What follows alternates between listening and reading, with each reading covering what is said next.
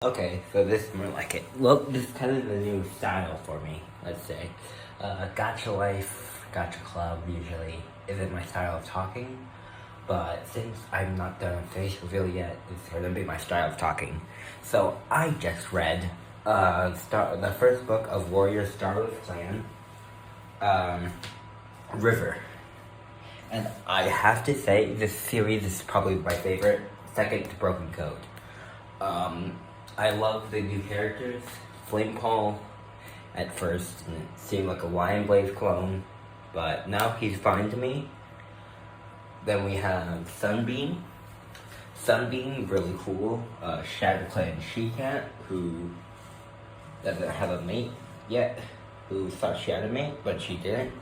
Then we have Frostpaw, who, I'm just gonna say, River Clan is gonna be the best clan for this run right now. So, in the first few chapters, we learned that Misty Star dies, and then Rowan Claw also dies, which I thought was at the hands of Flamepaw's or Sunbeam's friend, because she was acting sus. Anyways, so then I read Frostpaw and Mosswing. It's really cool because Mosswing's previous companion died, and now we have a River Clan medicine cat apprentice who is in the times of River Clans changing. So that's just basically the basis, and I'm gonna go through the chapter by chapter review, and today I'm gonna do the characters review first. Sorry. Okay, so first up we have Flamepaw. Flamepaw is a ThunderClan apprentice who, for the first time I think we've ever seen a main character at least do, failed his warrior assessment 3 times. And at first I thought he would be another Lion Blaze, and if you don't know, Lion Blaze is just kind of boring character in the Power of 3 arc, and kind of became a background character for a while. And Flamepaw, which I think we haven't seen with any of 5-star descendants, is actually struggling with the weight of his, legacy. Because Bramble's Claw kind of had to live up to Tiger Star's. Lion Paw, Holly Leaf, Jay Feather never really tolerated. I don't think Alderheart did, or Spark Paw. Maybe Spark Paw? I don't know. Anyways, so, yeah, that's really unique for me, that he's actually struggling. Now, the one thing I do want to say is Squirrelfly kind of screws him over. He just kind of admits that. He kind of gets mauled. Or not mauled, but he does a very brave thing, right? And the Squirrelfly's like, oh, but it was risky. And I don't really like that. And also, Flamepaw doesn't look like a flame. He's black, black fur, and he's named Flamepaw. And he kind of goes off on his mother about this, and I kind of feel that a lot, because if you didn't know, I am not American, I'm Asian, so yeah. Anyways, I feel like Flamepaw, once he met Sunbeam, which I will talk about in a bit, he became a more interesting character to me. And I feel like they could have kind of forbidden romance thing, and that might actually work now that the changes to the code, which again I will explain later. Because they could have the kind of Bristlefoss and Root Spring thing that Root Spring and Bristlefoss couldn't have in the end because of the code, and Bristlefoss died. Yeah. Sorry if that was a spoiler, this book came out a while ago, and I feel like if you guys talk to me about spoilers, this book's been out for 2 months, and we got 5 months to go for the next book, so it's not really that much of a spoiler, I believe, right now. Anyways, on to the next person, or cat. So next up, we got Sunbeam. Sunbeam is a Shadow Clan she-cat who had never never had a mate, but kind of had a mate. It's hard to tell for me anymore. Anyways, so I feel like Sunbeam, right? Very unique character to me. I don't ever feel like we've had another one like this. Maybe Tawny Belt or like Squirrelflight in a way, but I don't really feel like we had one like her. First, her friend gets her hurt, basically breaks her spine, not literally, but figuratively.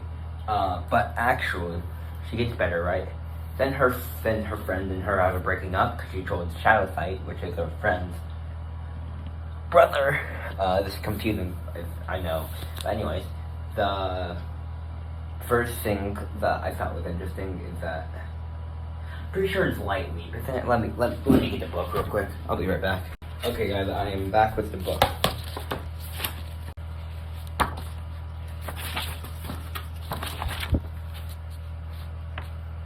Oh yeah, it is Light Leap. It is Light Leap.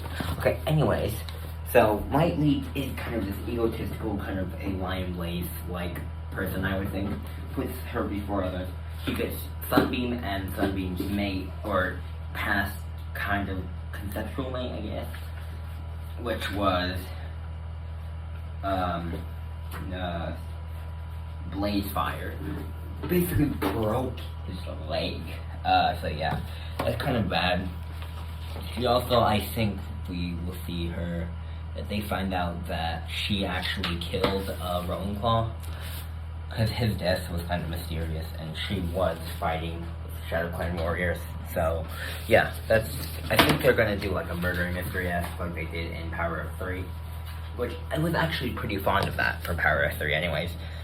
So next up we have, sorry guys, this is very new to me, and wait to see ya. Next up we have the best character from this book series, well this series, the Starless Clan arc, I believe, is my favorite character. Frostball, we see her become a medicine kind of apprentice, which she starts as and is not forced to do. She actually wants to do it, which I feel like Alderheart, Jay Feather, Leaf, Pool, Let Me Sing, basically everyone does. And I feel like they could do so much with Frostball, seeing as there's this really cool thing I'm going to explain now. So first, Misty Tar dies, and they look for Rolenclaw, Frostball, and if they can't find Rolenclaw, Mothwing and Frostball will take over leadership. And I feel like you can't do that to Frostball, because she didn't apprentice anyways. So first, next thing that actually happened, which I think was really, really, really cool, Frostball communicates with StarClan for Mothwing. Because Mothwing, if you don't know, Mothwing is a medicine cat who doesn't believe in StarClan. So, yeah. Anyways, so Mothwing needs to get this new leader up, right? But they don't know who to choose because the deputy and the leader are gone. So Frostball kind of loses her mother, and her mother was going to be the next leader. And that's kind of where Frostball leaves off. So that's kind of where I'm going to be for Frostball. I think they can do so much good stuff with Frostball.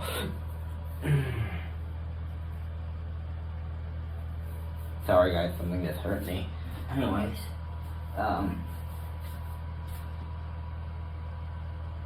so yeah, I think they can do great things with Frostball. Anyways, on to the plot. The plot in Starless Clans is really interesting for me, at least. The plot is after Broken Code, a few, like, maybe moons after Broken Code, so that's really interesting to me. Broken Code was my favorite arc up until now, and so the clans are basically, I don't really like this. I felt like a Starless Clan should actually be without StarClan, but the thing is, they kind of got StarClan back, and I really don't like that. Because Broken Code was about Ashford completely upturning the entire like system they have.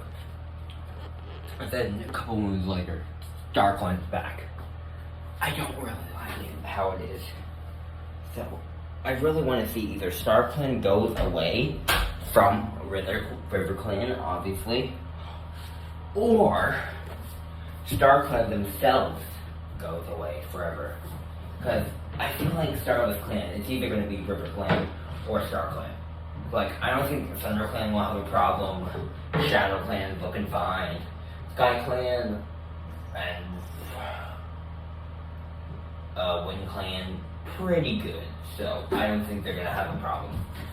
So the plot, Misty Star dies first of all. Then the leaders gather to talk about the new code changes, which I will talk about after this.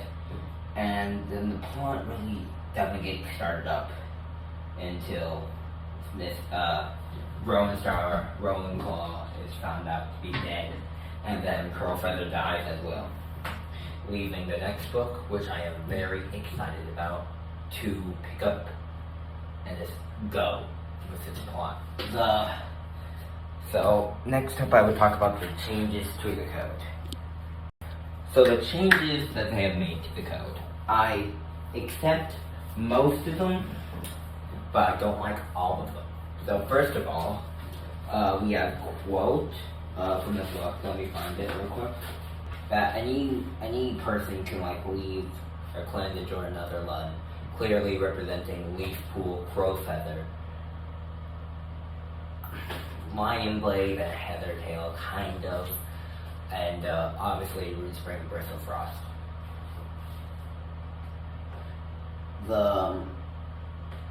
The next change is that any clan, as long as I'm pretty sure it's 2/3 of the clan can agree that a leader is doing wrong, they will present their case to the other leaders, and then they will depose the leader, and their non-tax will be taken away. And then the deputy will obviously become the next leader, and because of this, the deputy cannot be the ones to start this thing. So it's not power. So it's not for power. Anyways, the next thing I wanted to talk about is the future of what I hope for the series. I want to talk about what I really want to see in the series anyways. So for the future of the series, or this arc in particular, I don't want a traveling book. Second arc, basically the entire thing was traveling. Third arc, we had the power of three going to the mountains. Fourth arc, we had the wing, Tiger Star, or Tiger Claw, and a Blind Blade going to get the beavers. And then in the fifth arc, I forget the fifth arc, because I really read that like a long time ago when it came out. Anyways, so in the sixth arc of Vision of Shadows, we had a behind the scenes travel, not really behind the scenes, but it was, I'm pretty sure, Twig Branch going to get SkyClan. And while that was a good choice to bring back SkyClan, I do not like traveling. It's so boring. Like, take your traveling herd, then shove them up. Okay. Though the broken code, we really didn't have that much traveling, and I feel like they should not have any traveling in Starless Clan. I feel like it should just be action-packed, reveal after reveal, because I feel like they need to like take the first series, right? Combine that with the broken code and get Starless Clan. That would be amazing, because like if they take all of their like mistakes and like fix them in this arc, I will be so happy. The next thing that I want to see is the forbidden relationships. I want to see Sunbeam and Flamepaw. Flamepaw technically should be a warrior, so it's not that bad if you think about it. So the next thing, and also they did meet at a gathering, and they both do share some views that their clan is bad. So, and now with the new changes to the warrior code, I feel like it could really happen. Next one I want to see is Frostpaw leading a clan. Frostpaw should lead River Clan. I feel like Froststar would be a decent name for River Clan, and I feel like her apprentice should be Mossling, and then, or her deputy should be Mossling. Because I feel like Frostpaw being able to communicate with Star Clan should be a leader, because Mossling either doesn't or can't communicate with Star Clan. So yeah. Okay, so the final thing I want to see is that Bramblestar, we see Bramblestar step down, and we see Squirrelscott start this series. I feel like Bramblestar either has to die, which I don't want him to, or step down, because of the things he did as leader. And I feel like that wouldn't be as characteristic, out of characteristic as him, because he does kind of break down when it comes to like emotions and stuff. So right now he's acting like he's breaking down, and I feel like he might step down as leader. The next thing I want to kind of put out there is StarClan's eventual destruction. We kind of saw this during Broken Code. We know that outside clans like the River, like the Tribe of Rushing Water can survive without StarClan. So what if we saw StarClan destruction just go away from River Clan, and then we see eventually in each book leading up to Star, we see River Clan fall, then whatever order the other books are in. Because it's obviously River Clan, Sky Clan, then something, then I'm pretty sure they should leave with Star Clan, or Star, as the last book. Because then we can see all of the books come together, and we can see Star Clan fall. So if Star Clan falls, we can see a true Starless clan, or Starless clans, as this would be.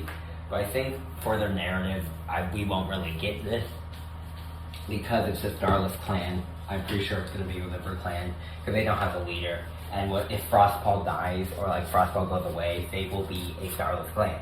They can't communicate with Star Clan, because Mossling doesn't communicate with Star Clan. Anyways, on to my final thoughts. So my final thoughts for this series is that this is a really good arc right now. I feel like they can do so much, but it also has a lot of room to fail, especially if they do a traveling book. And I feel like if they don't have a lot of filler, this will be a great arc. And I feel that this can actually do very good right now, and I feel like it can grow. So that's all, folks, and I will be reading the next book and creating another review when it comes out.